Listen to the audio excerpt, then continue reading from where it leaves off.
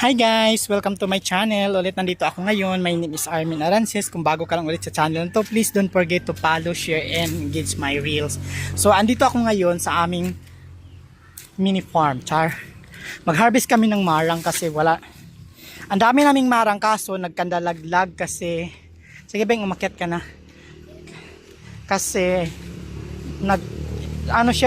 namunga ng tag-init tapos biglang nagtag-ulan. So ang nangyari, nagkandalaglag, nalarag siya. So ayan, since hindi man ako makakyat, yung mga pamangkin ko yung sa mo bing daghan kay dagko, mga hinog na siguro yan. Actually, ang daming bunga nito kasi nagkandalaglag siya. Tsaka ito yung tanim ko, ito yung aking mga farm. Ayan, ang dami kong tanim na gabi.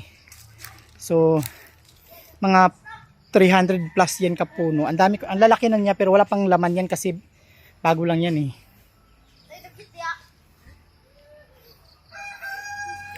So ganito yung itsura ng marang oh. Mayroon dun sa mababa kaso maliit pa to.